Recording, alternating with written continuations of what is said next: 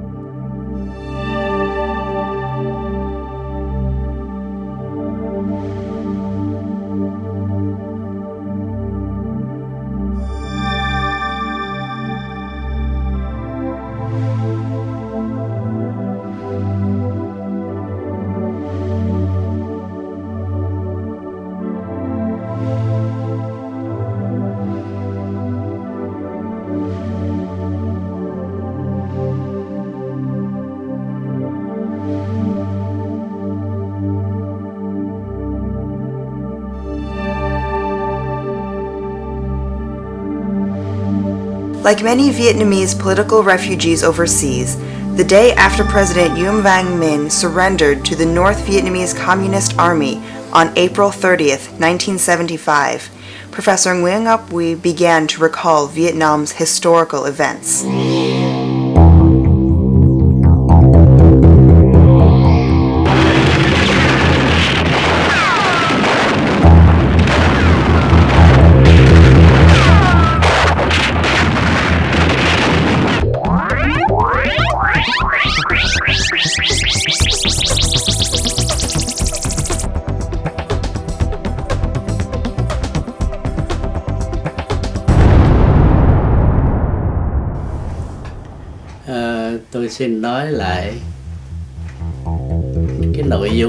I would like to recount the content of the final meeting at 6 Ba Trieu Street in Saigon's Chinatown. The political situation of the country had deteriorated to the extent that third-party solutions had been formulated under the government. For the first time, we saw Professor Huy cry in front of us. He apologized to his comrades and to his brothers in arms in the nationalist progressive movement and in the Neo-Dai Viet Party for leading them to a dead end. He considered himself the commander of a warship, and, with the ship about to sink, he was ready to stay behind and live and die with his comrades. But we begged him to leave. In the end, he agreed to go. He left, with Colonel Cao Min Chow, who was assigned with the responsibility of bringing him to the building by the Interior Ministry on Cantinat Street. Professor Nguyen is known as a patriot who dedicated his entire life to his country, from the time he was a young man until he passed away at the age of 65. In the years after 1975, he was considered a prominent figure overseas, not only among the Vietnamese community, but also among well-known dignitaries around the world who respected his principles of non-violence in his struggle against communism and his extraordinary efforts in the international campaign to support the goal of democratization. Professor Huy's life has been inextricably associated with the fate of his nation through its many historical circumstances and events. For over 40 years, he fought tirelessly for the independence of the Vietnamese people and sacrificed his entire life in the service of his country. From writing poetry to performing research studies, from joining political organizations to cooperating with government authorities, from leading political parties to rallying international dignitaries to his cause, he had a tremendously profound impact within Vietnam and abroad.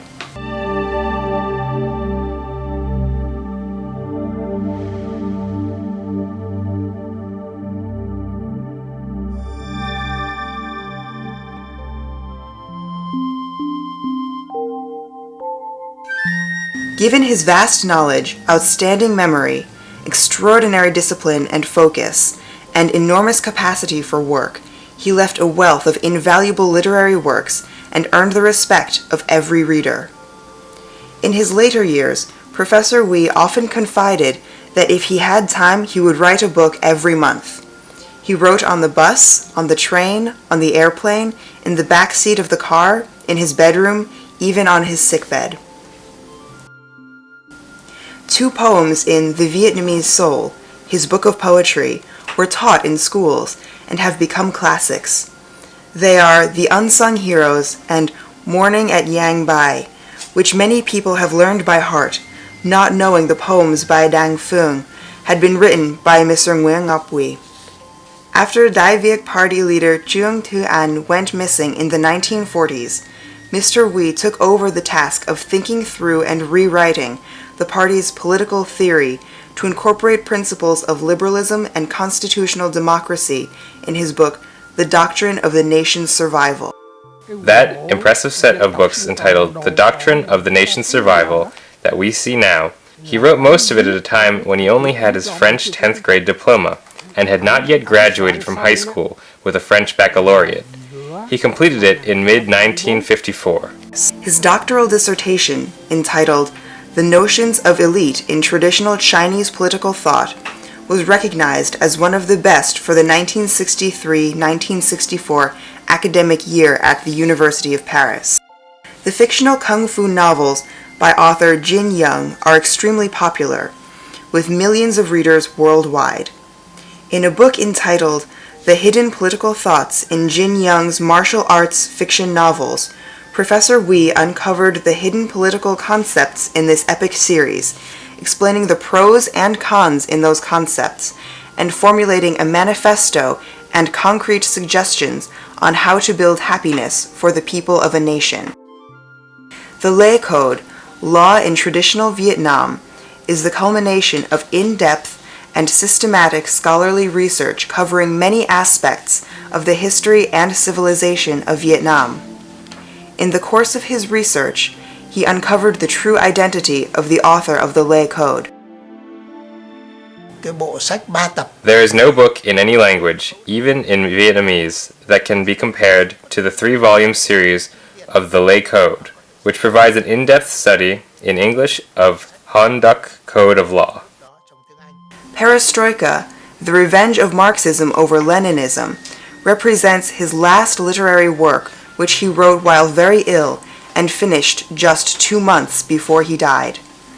Published in English, French, and Vietnamese, this book is a major contribution to international political ideology and was dedicated to the members of the International Committee for a Free Vietnam. Professor Huy's cultural, literary, and political legacy is remarkable. The eclectic nature and richness of the topics he addressed in his books, poems, articles in various magazines, and other publications, interviews, and speeches at various research institutions or renowned universities attest to his meticulous and thorough research skills, extraordinary erudition, versatility, and invaluable foresight. The history of the struggle for independence and freedom in Vietnam in the mid-19th century. On the subject of democracy and opposition parties, co-authored with Professor Nguyen Van Bong. Human Rights in Traditional China and Vietnam, co-authored with Mr. Stephen B. Young. The Quarrel of the Six Beasts, Introduction and Explanation. Vietnamese Last Names. Nostradamus and the Spectre of Vietnam, by Vu Vang Chen, translated from French into Vietnamese. The Vietnamese Flag and National Anthem. Vietnam and the Neutrality Solution. Ho Chi Minh, a Human Rights Criminal. A New Strategy to Defend the Free World Against Communism Expansion. Understanding the Relations between China, Vietnam, Laos, and Cambodia.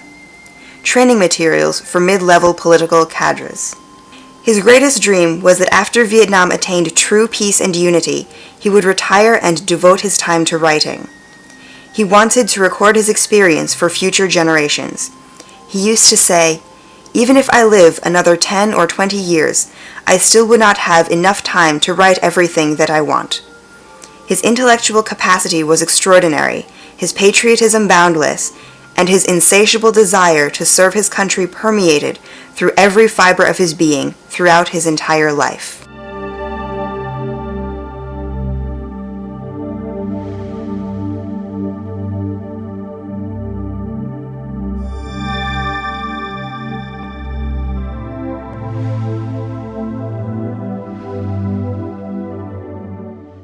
He was the son of district leader Hua, whose full name was Nguyen Ngoc. As a result of his contribution to the field of education at the time, he was awarded the honorary title of District Leader Hua. Generations of students have studied with him, including my own father.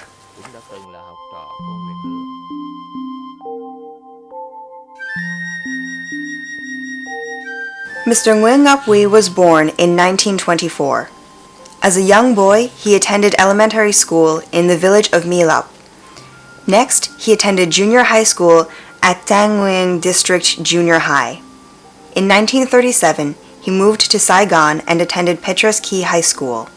He graduated magna cum laude in 1941, ranking first in Cochin China, the region in Vietnam that encompassed the southern third of Vietnam under the French colonial rule from 1862 to 1954.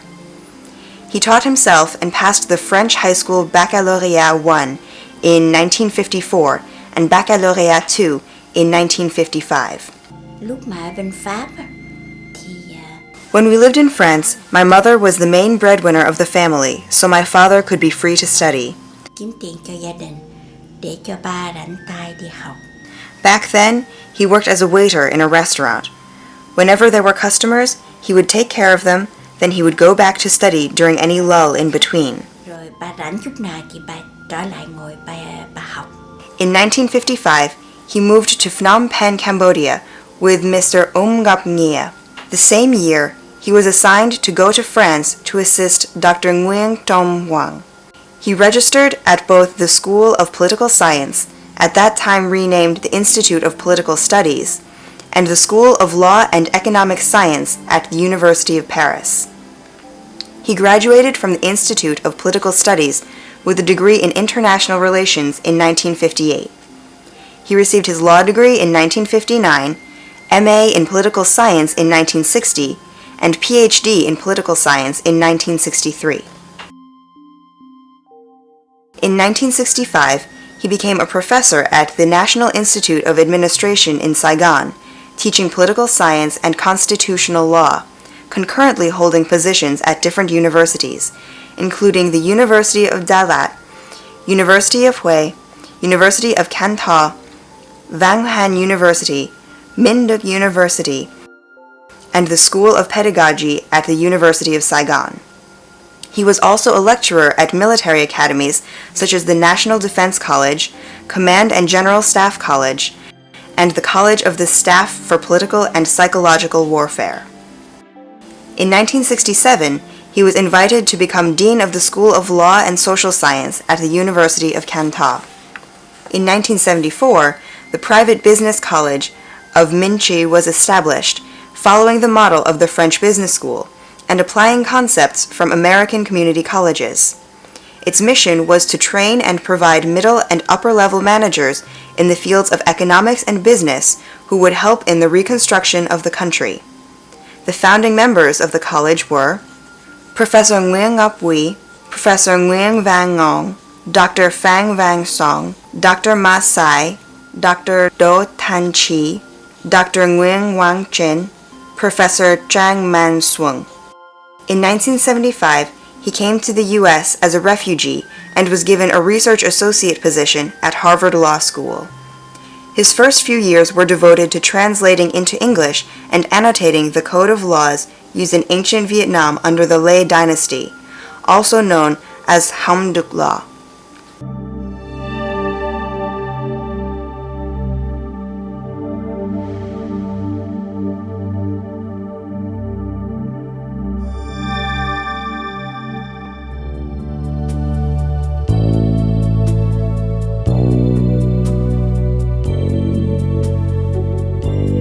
Mr. Nguyen Ngoc married Miss Yum Thi Tu in 1952. At the time, she was a member of the nursing staff at the Tu Du Hospital. From an early age, Nguyen Ngoc's only passion was politics, and he showed no interest in matrimony. But bowing to entreaties from his family and friends, he agreed to get married on the condition that he be allowed to pursue his political activities. They had 3 children, Nguyen Ngoc Quoc Thuy, Nguyen Ngoc Thuy Tung, and Nguyen Ngoc Can Thuy. Ba không có được gần gũi với con. Father was never close to us children because of his constant political activities, but we deeply respected him and would always listen to him and obey his orders. He felt guilty for not being home with us and would seldom punish us. If we ever received less than perfect grades at school, we would not show a report card to my mother because we knew she would reprimand us. Instead, we would wait for her to be busy in the kitchen after lunch and then rush to our father before his afternoon rest to ask him to sign our report card quickly. He knew exactly what we were up to, would smile and say, "I see your grades are not very good this month. Next time try harder." Then he would sign. All three children loved him deeply and never wanted to cause him any heartache or tarnish the family name. As a result, we always studied hard. The dutiful and devoted wife never interfered in her husband's activities, focusing instead on managing the household and raising the children to free him for his political activities. In all respects, she quietly fulfilled her duties as his partner, one of the unsung heroes he praised in the Unsung Heroes poem which he had written. My mother took care of everything in the house, finances, children, cooking, and all household chores, so my father could be free to conduct his many political activities. As a youngster, he was often ill, and he remained in poor health throughout his adult life, so my mother had to take care of him as well. In addition, because of his high political profile, his life was constantly threatened, and my mother always worried about his safety. On April 16, 1974, Mrs. Yum Thi Tu died in a tragic seaside accident at the Vung Tau beach. Mr. Wee carried his deep sorrow in his heart through the remaining 16 years of his life, with the constant memory of the love, loyalty, and sacrifice which his life partner had given him over their 22 years together. He never yearned for any other woman. Lúc mà má mất á, When she died, my father was devastated. He had lost his right arm and confidant. After she passed away, he prayed for her every night. No matter how sick he was or how far away he was from home, he always did it faithfully. Khi mà đám ma mà vợ của Nguyễn Ngọc Huy When Mr. Nguyen Ngoc Hui's wife passed away, I don't recall ever seeing a funeral where so many students from all over the city attended in such large numbers. 8 years later, also on April 16th, a second tragedy struck him with the death of his youngest son, 17-year-old Nguyen Ngoc Can Thuy. This was a child whom he loved particularly dearly, as the boy who had lost his mother at a young age, was separated from his father, who was often absent for his political activities, and from his older sister, who was away in school. In a moment of deep depression, Can Thuy committed suicide. đối với đứa em á thì Regarding my younger brother Andy's death, my father felt enormously guilty. He believed that because of his political struggle, he neglected his children and family obligations and suffered a lot as a result.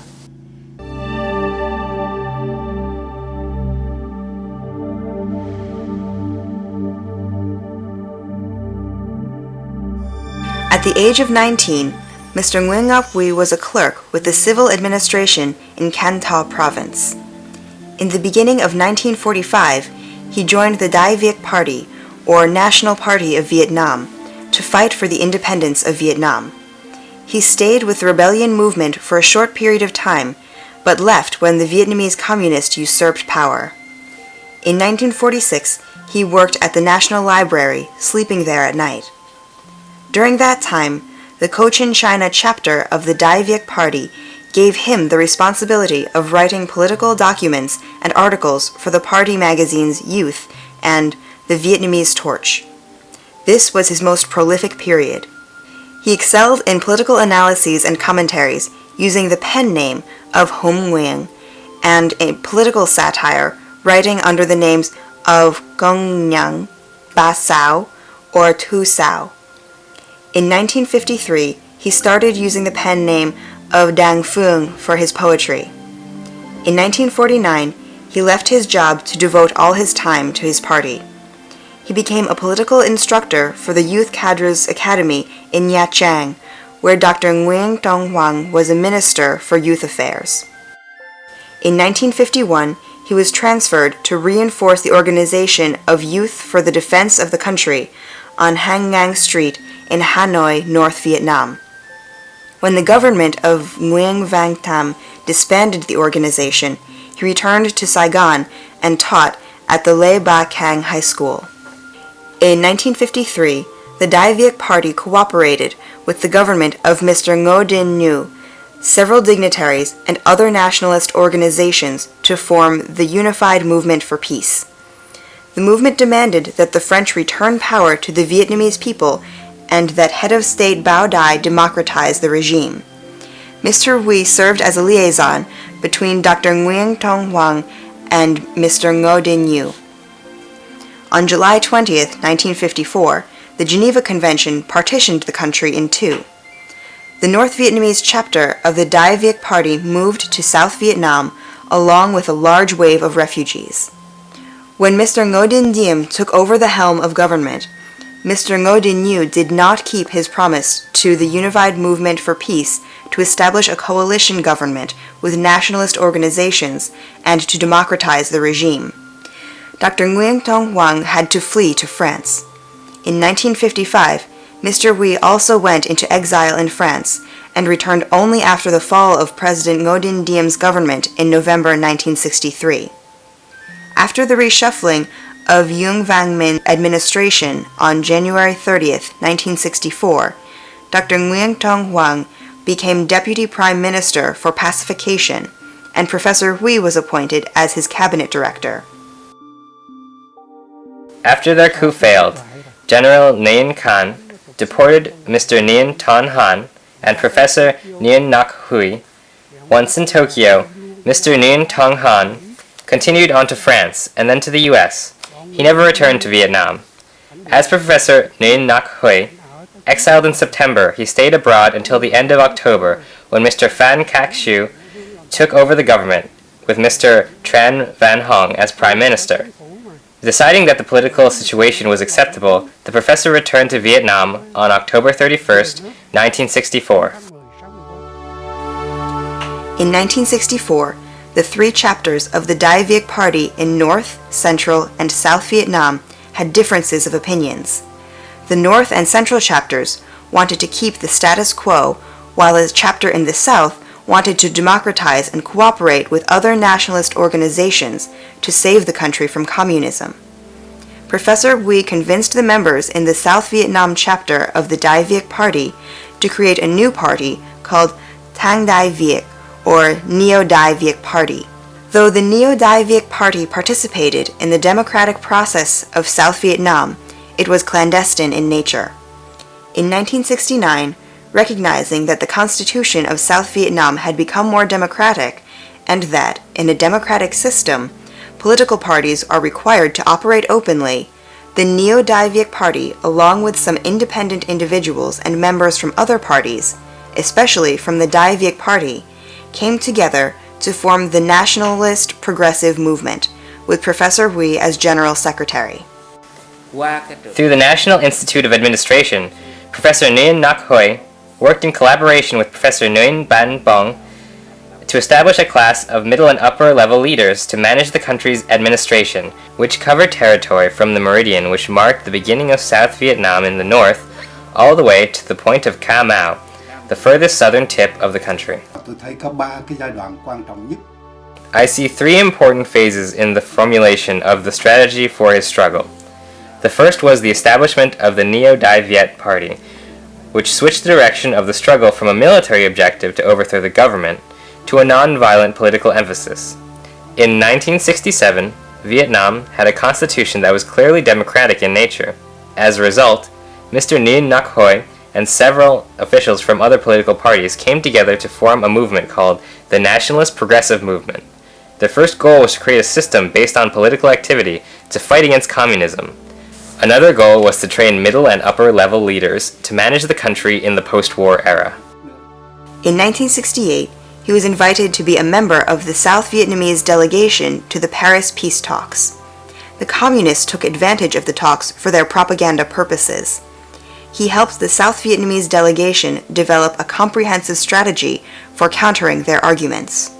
During that time, he also made many trips throughout Europe to present updates to Vietnamese expatriates about the overall situation and the position of the South Vietnamese government.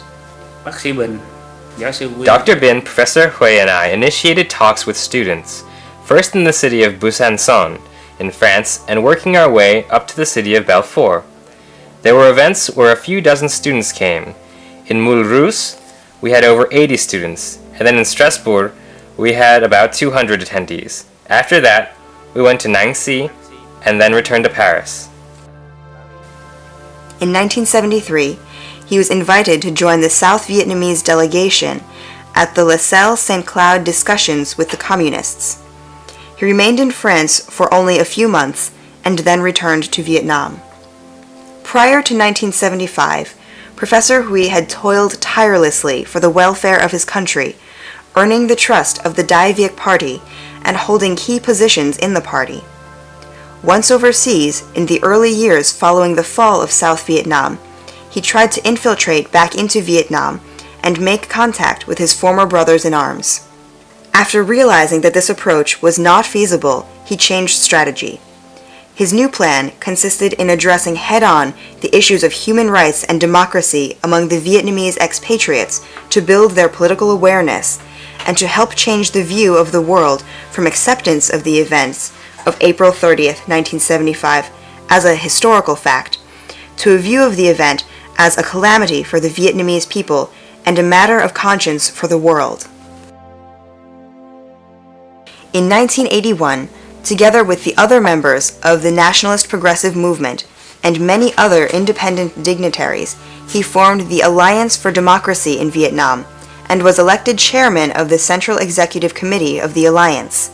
The Alliance has made contact with a number of people remaining in Vietnam. Professor Hui never raised the issue of political parties in the Alliance for Democracy in Vietnam, so it attracted many people from the army and from other parties who joined in as members of the Alliance. I must say that, at the time, the Alliance for Democracy in Vietnam was a very large and powerful organization, with strength, solid financial backing, and membership participation from the intellectual elite. For example, the founding board members included Professor Dr. Tran Van Do, Mr. Vu Quoc Thuc, Professor Ngoc, Vice Admiral Chung Tang Kang, Mr. Nguyen Van Ai, and myself for a total of 6 people. In my opinion, in the years following its inception, the Alliance for Democracy in Vietnam was very strong, and all its members worldwide supported and approved the path that Professor Hui had delineated for the organization. The fact that Professor Hui was successful in establishing such a structured organization as the Alliance is a spectacular feat. He did so right at a time when the circumstances demanded a strong network overseas to support and finance operations within Vietnam. He traveled throughout the world to recruit new members, organize and train them, and establish local chapters. Starting with casual discussions in Germany and establishing one of the first strong chapters in that country, he then moved on to the US, Canada, Australia, and other Western European countries. The house of Mr. Nguyen Van Thai in Garden Grove, California played an important role. The friendship between Mr. Thai and Professor Hui spanned over half a century of our stormy history. There, Professor Hui lived, greeted guests into the wee hours, discussed important issues, and worked. It is there that the Alliance took shape and the magazine People's Basic Freedom was born. He emphasized over and over with his cadres that in this struggle, no one individual or organization can do it alone. Instead, it must be an all-out effort involving all willing participants. With this in mind, he organized a special committee to reach out to other nationalist anti-communist entities and to coordinate their collective efforts. To gain approval and support from the international community, he used his influence and power of persuasion to lobby dignitaries, generals, reporters, academicians, and elected officials to assist the Vietnamese people in their struggle for a free Vietnam.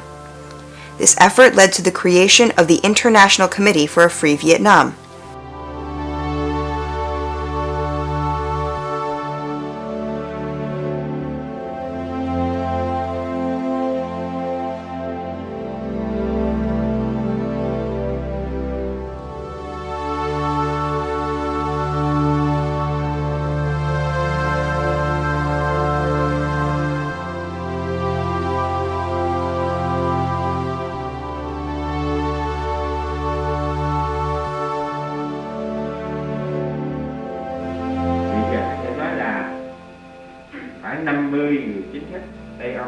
About 50 Western European dignitaries have officially sponsored the International Committee for a Free Vietnam.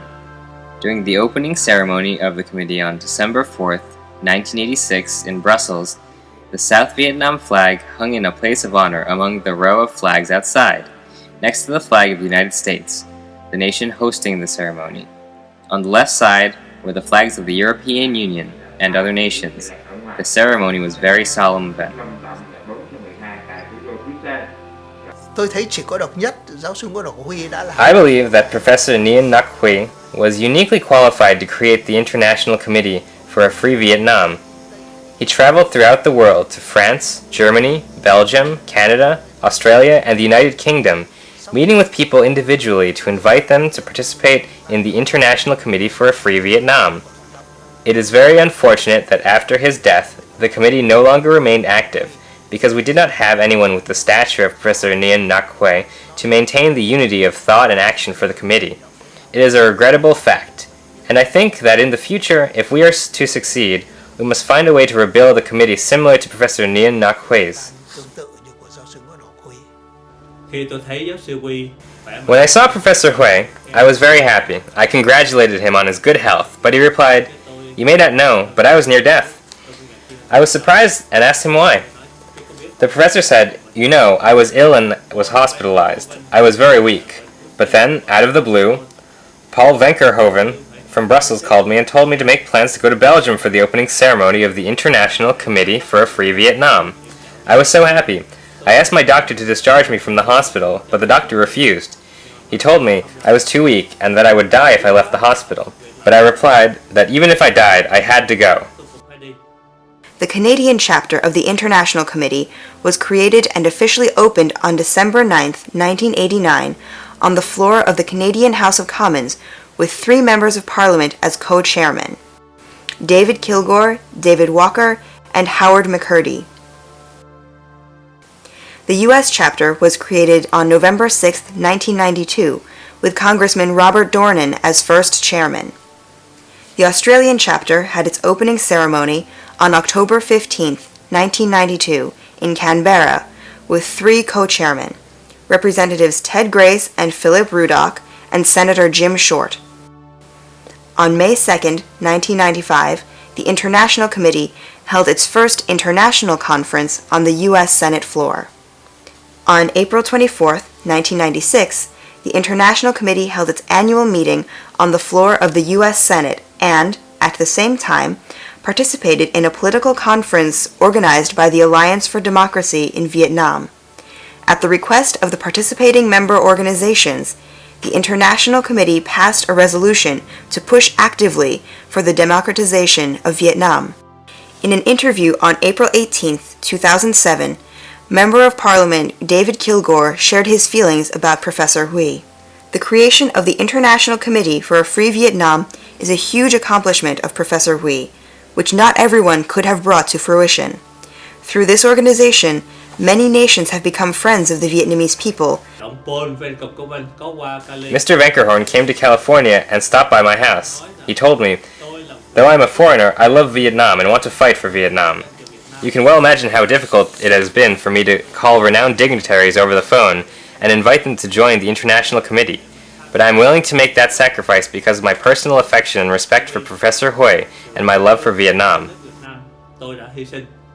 In addition to his activities with the International Committee, Professor Hui also reached out to government dignitaries, especially former President Richard Nixon and President George H.W. Bush, asking them to pressure Communist Vietnam to respect human rights as a precondition to establishing diplomatic relations or providing economic assistance.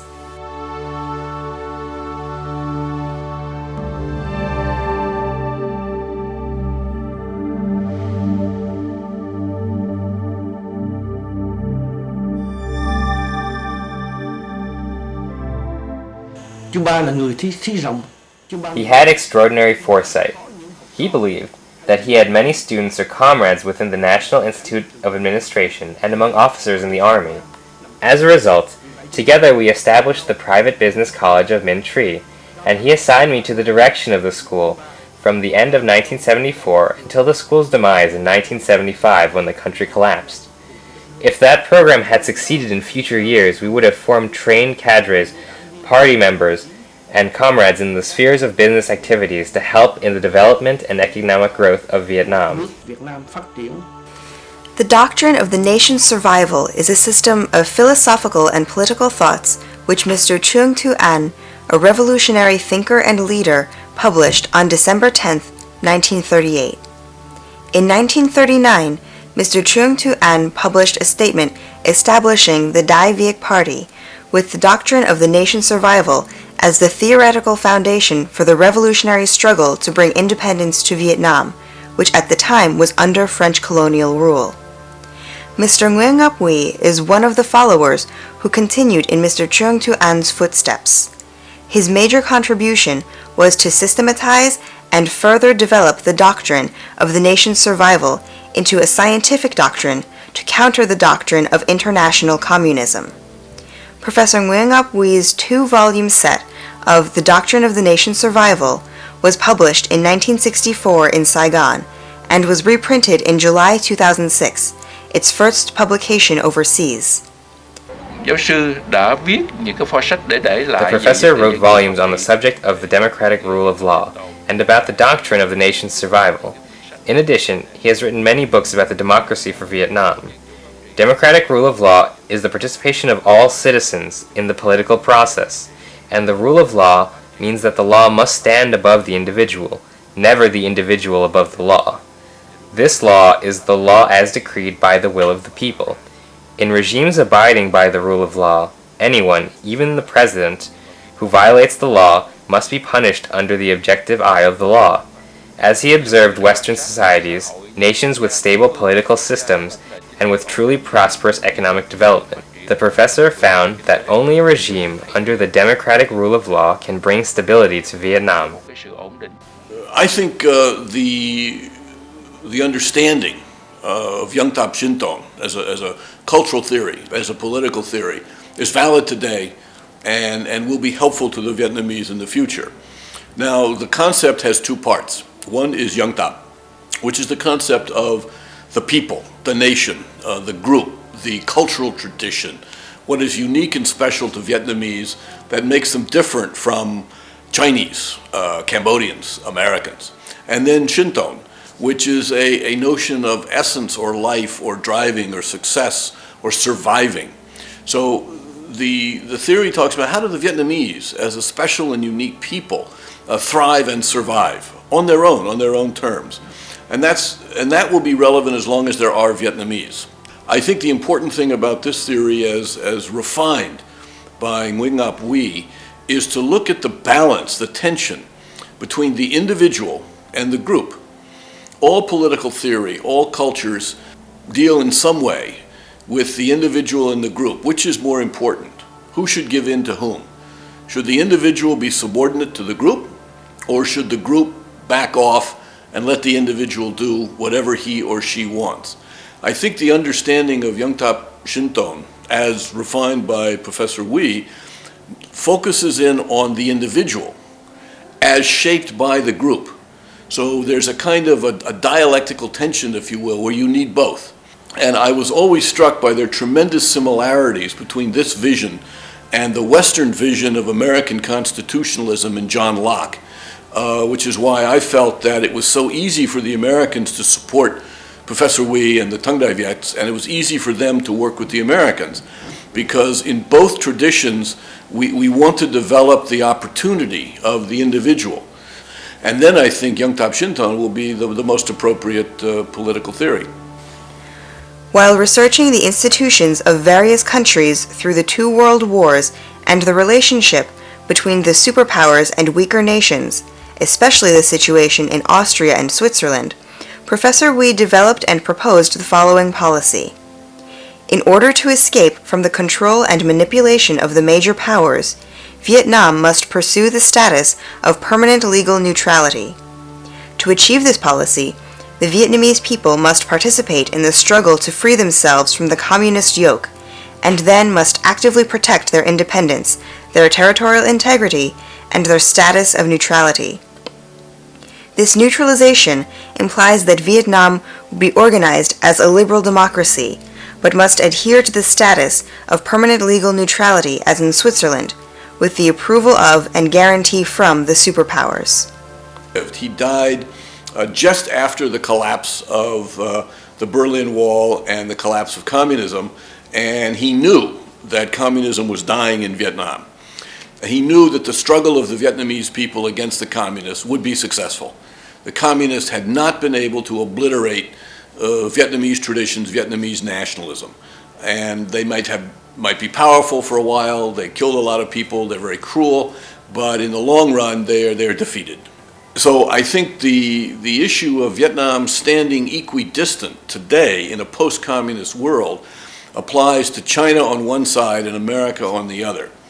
And perhaps Professor Wee's concept can be used in order for the Vietnamese to balance the ambitions of China on one side with an alliance with America, but not getting so close to the Americans that the Chinese become fearful and use that as an excuse to take over Vietnam.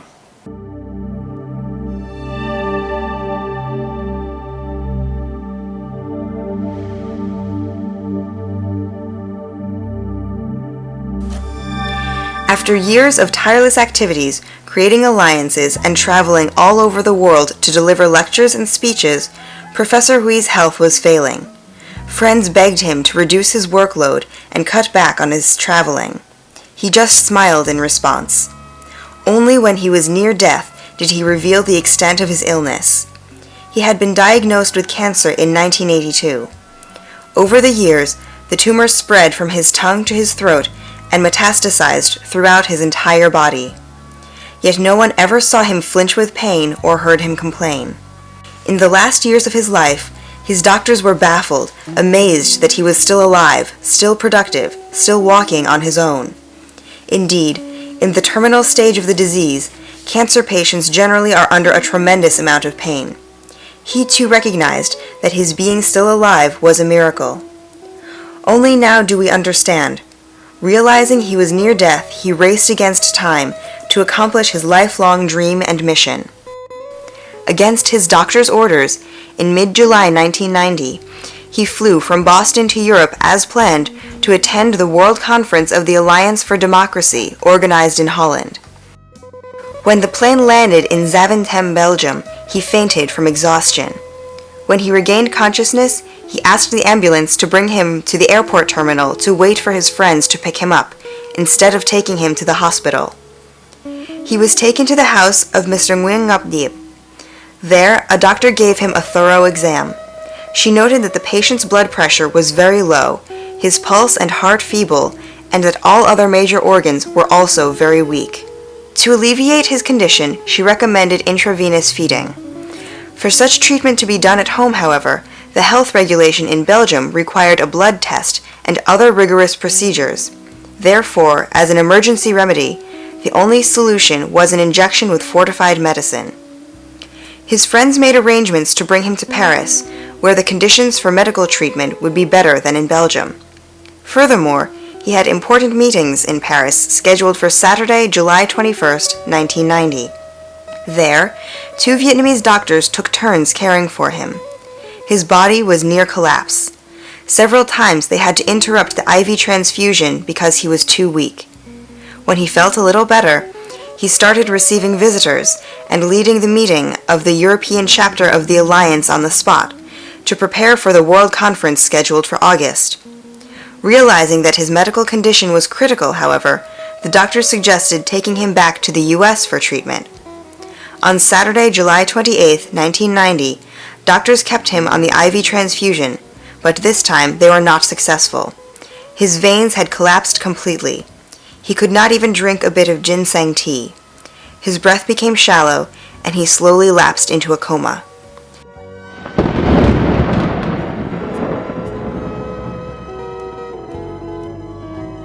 He passed away in the arms of his son, Nguyen at 9:30 p.m., July 28, 1990. Death came peacefully in the arms of a loved one, surrounded by friends and brothers in arms while serving his country.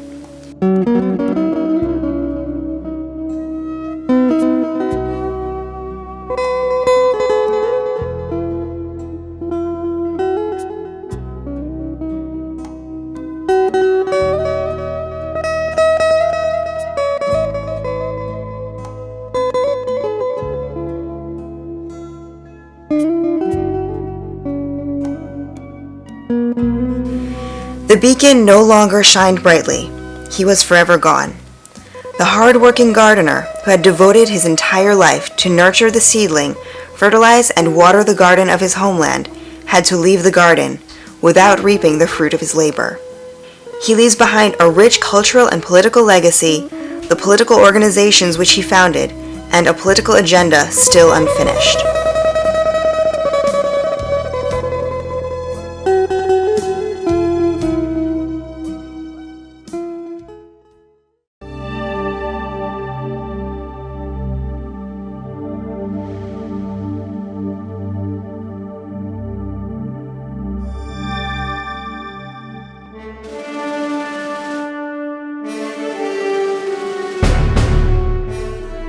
It often takes the world community many years of retrospective analysis to determine the extent of an individual's contribution to society. To the Vietnamese diaspora, however, Professor Hui's remarkable legacy is readily apparent. Professor Hui was a man of virtue and integrity, with a deep commitment to serve his country, a poet full of patriotic spirit, a revered teacher, a scholar with a wide erudition and an extraordinary memory, an eloquent orator, a prominent politician, a leader with a vision, and a convincing advocate for his cause. In the end, Professor Hui was a tough and resilient political fighter, a strategist with a well-defined policy, who remained active until his last breath. I did not study with Professor Hui at all, but in the recent past, I have learned many lessons from him, and the most important lesson, which I must remember for the rest of my life, is the lesson in patience. And that word patience, Professor Hui himself has turned it into a living experience throughout his own life, not just a mere lesson in the abstract. Such is the case when he had to deal with all sorts of attacks for his policy. But Professor Hui never responded to those attacks. Some people, who could not take it any longer, encouraged me to attack back. But then Professor Hui said to me, "Do not do it. There is no benefit in it. When people attack and insult me, I have the strength and the arguments to respond to them. Yet why don't I respond? The most important thing to remember is that in the future, there will be times when we will need them, or they will need us. But if we have attacked one another, how then will we be able to sit down together to discuss matters? In this huge struggle, one cannot do it alone. We need many people working together." Ông là một người rất sâu sắc. He had a thorough understanding of the Vietnamese literature, Chinese and French literature, the French language, and later on the English language as well. As a result, everything Professor Hui did represented an academic milestone, and we can use each of these milestones to follow his academic progress about Vietnam. However, what is particularly noteworthy about Professor Ngoc is that he was not exclusively a man of action, and everything that he developed through his thought process he turned into action and performance.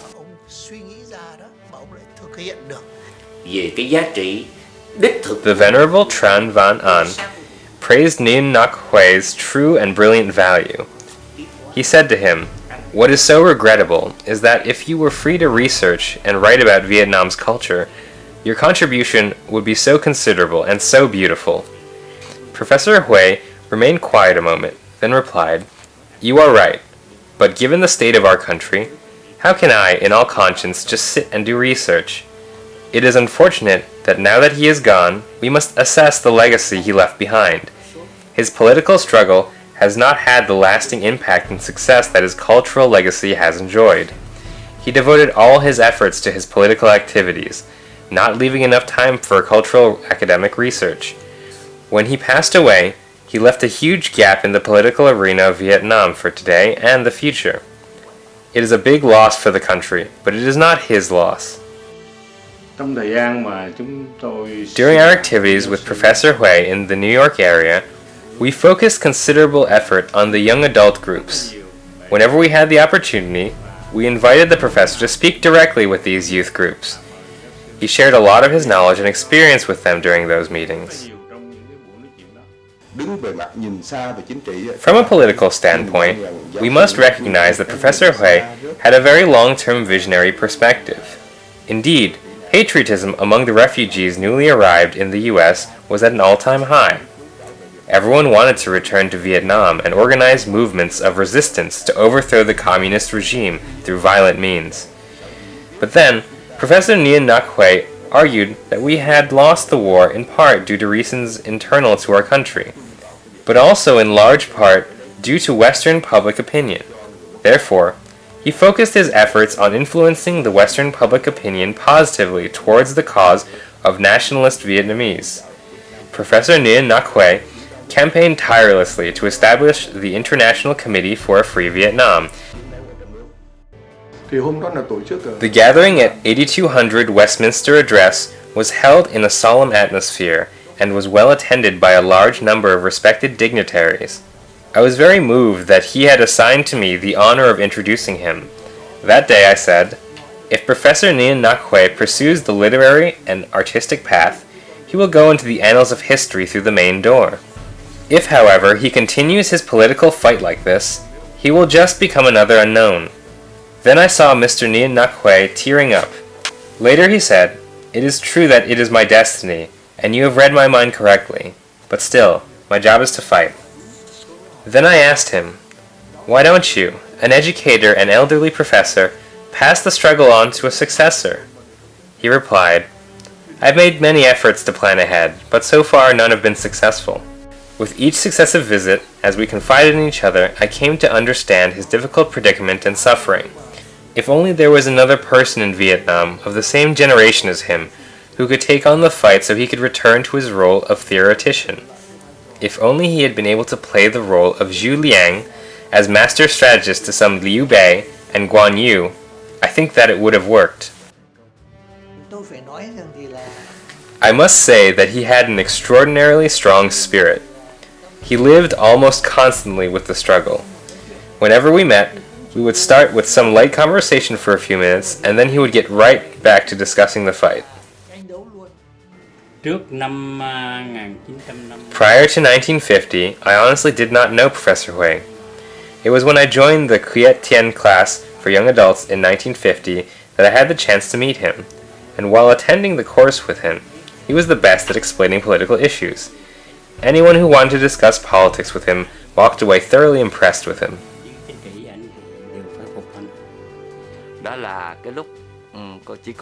It was to be only one more day before he would die, but he gathered a meeting with us to organize the first annual worldwide conference of the Alliance for Democracy in Vietnam, to be held in the Netherlands.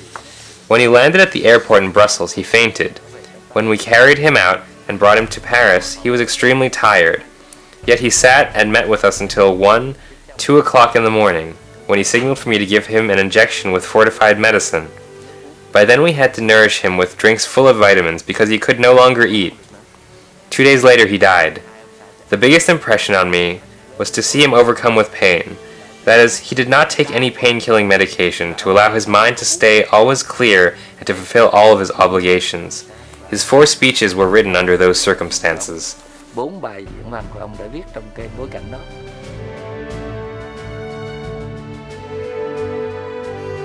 Though he passed away more than 20 years ago, every year around the world, the organizations he founded and his disciples continue to hold memorial services for their leader and teacher.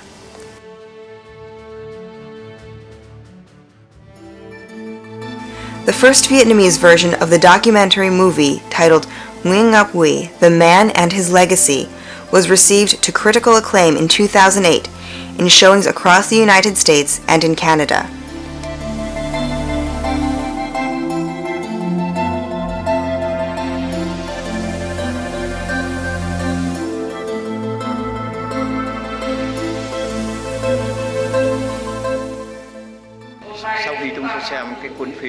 After we watched the documentary about Professor Hui, we were truly impressed and appreciative. His patriotism was larger than life, and as a result, we feel that he was a genius.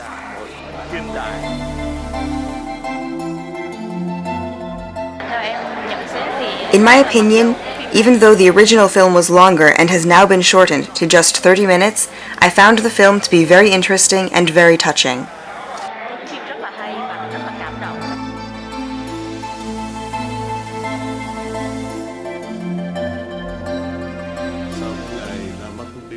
on the release day of the DVD about the legacy of Professor Nguyen, we found that the activities associated with the launching of the DVD were very successful. I have also attended several showings of the movie. I have found that compared to meetings organized by other individuals, this event has been successful both in substance and in value.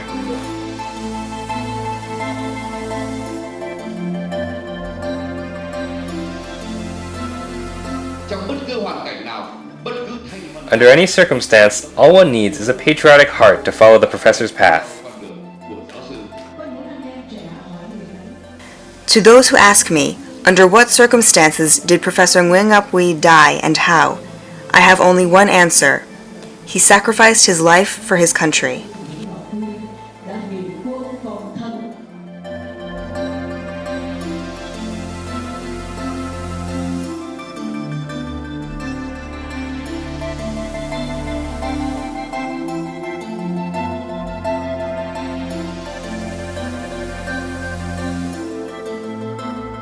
A painting of Professor Nguyen by artist Ngoc 20 years ago has just recently been discovered and represents the artist memorial to praise his noble qualities and the sacrifices of his life for his country. I made this painting 1 year after the professor passed away. I feel that I have not been able yet to capture all his qualities, of which I wish to mention his patience, his dedication, and his loneliness as he worked tirelessly for his country. He traveled from the US to France and Belgium. He was very much alone in his illness. He was very humble, though he was very intelligent. Whether he encountered important people or little folks, smart people or people of lesser education, the professor would always pay close attention and listen to them.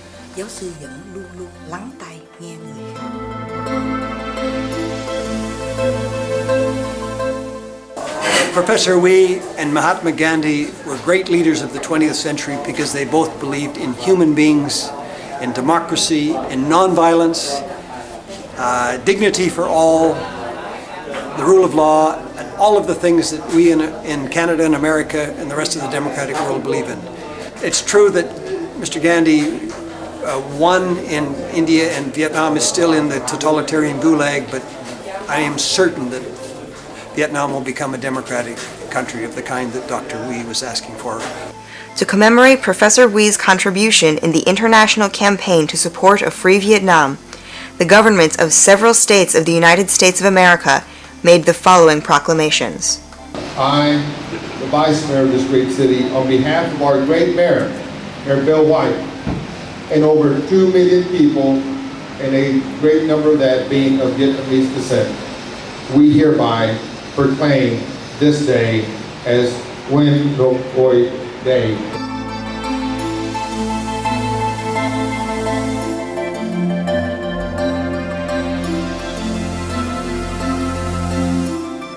Dr. Nguyen Ngoc, a Vietnamese immigrant and strong proponent of Vietnam's democratization, worked to bring social, political, and economic liberty to his native country. Now, therefore, I, Gregory J. Nichols, Mayor of Seattle, City of Seattle, do hereby recognize Dr. Nguyen Ngoc, and I commend his efforts to promulgate the virtues of freedom for all. Saint. More than 80 years after they introduced the communist doctrine, the Vietnamese Communist Party has brought the country to destruction and hardship in almost all areas.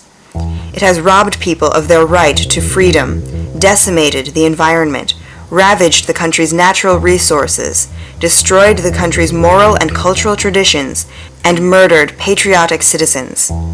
The communists continue to behave cruelly toward their own people, but cower before contemptible foreigners.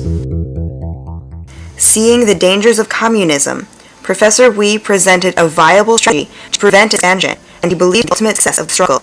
As a policy to carry out the struggle, his inclination was to mobilize the manpower inside the country as the force and impetus to overcome the enemy before seeking any help from the outside world. In a speech in Calgary, Canada, on December 1986, about the prospect of the fight against, he prophesied a victory, a collapse of the communists, if we knew how to use the situation to our advantage. Our sorrow is that he was not there to witness the victory that he had prophesied. the total collapse of the communist regime in the Soviet Union and Eastern Europe. Mr. Gorbachev, tear down this wall.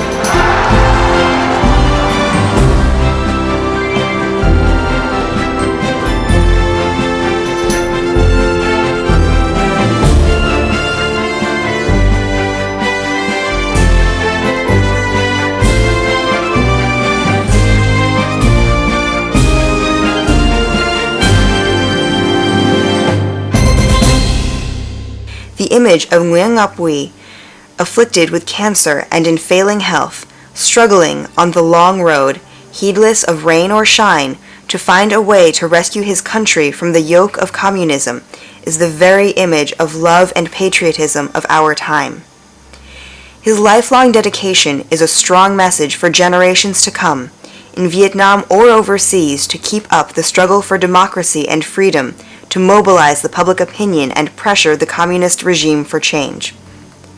When asked if he were given a second chance, whether he would choose to be Poet Dang Phuong, be a teacher, or be a politician, Professor Nguyen answered, "Because I live in a Vietnam without independence, lacking freedom, and in a constant state of warfare, I had to enter the political arena, learn politics, teach politics, and lead a political organization. Even if I had a second chance, and the situation in Vietnam was the same, I would still do what I did."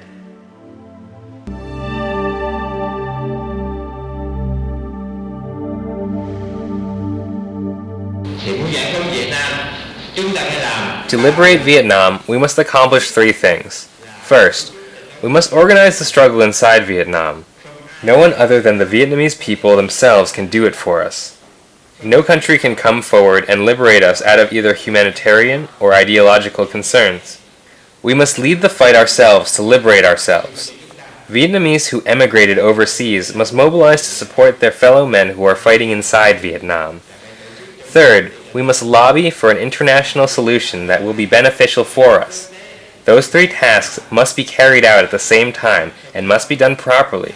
Only then will we be able to succeed.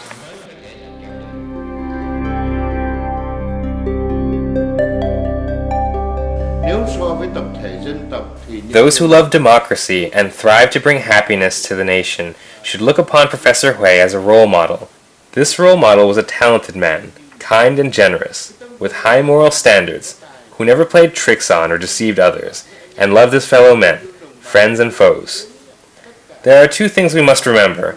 First, we should never fight against one another because of differing viewpoints or other political aspects. Secondly, Professor Hui never put the interest of political parties or his political opinion above the interest of his country and people. Because of this spiritual frame of mind, Professor Hui was close to Buddhism and benefited from Buddhism within his very core.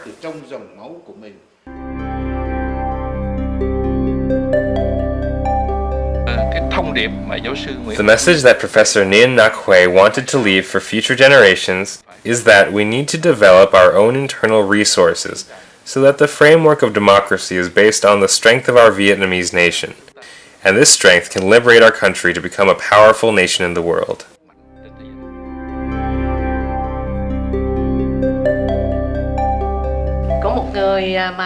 Someone asked the professor, "When you invite someone to join the Alliance for Democracy in Vietnam, what are the benefits for that person?" He replied, "Not only will you gain nothing, but you will need to devote a lot of your own efforts, and even possibly lose your life. The only thing you will accomplish is your job for your Vietnamese homeland."